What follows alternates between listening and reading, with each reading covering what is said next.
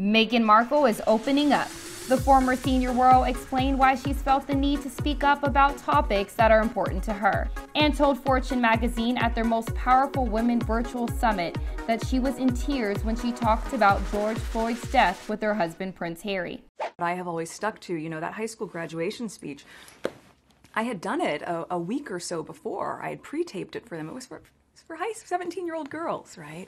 So the tone and the sentiment, while it was of course going to be a call to action, was certainly lighter than where we landed after the murder of George Floyd. I knew I couldn't use that tape, and I really struggled, if I'm being honest, about what to say. And I didn't sit down and write anything, and I didn't ask anyone for help with how I should word this.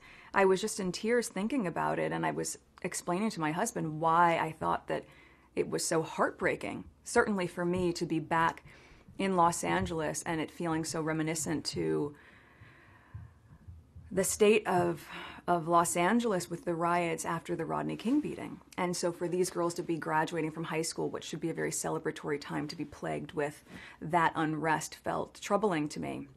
So I just spoke from the heart. And that's probably why it doesn't look polished, and that's why it doesn't feel perfect, but that's also why it's authentic. The Duchess of Sussex also addressed people's claims that she's made controversial remarks in the past, especially since stepping down as a senior working member of the royal family. It's about being authentic. And if you look back at anything that I've said, it's really interesting because it often what ends up being inflammatory, it seems, is people's interpretation of it. But if you listen to what I actually say, it's not controversial.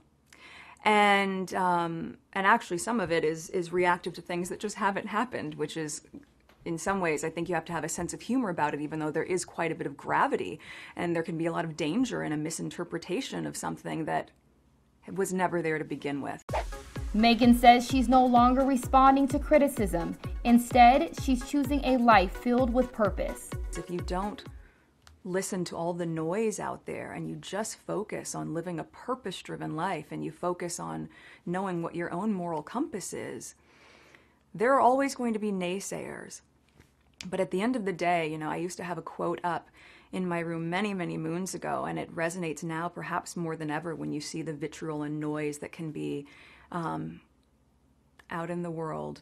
And it's by Georgia O'Keeffe, and it's, "I've already settled it for myself.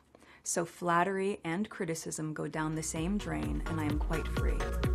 And the mother of Archie has her sights set on living an authentic life. And the moment that you are able to be liberated from all of these other opinions of what you know to be true, then I think it's very easy to just live with truth and live with authenticity, and that's how I choose to move through the world.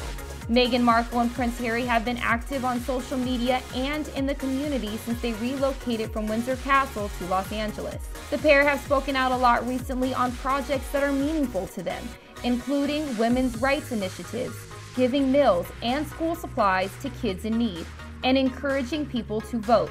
They have also been busy building their Archewell Foundation.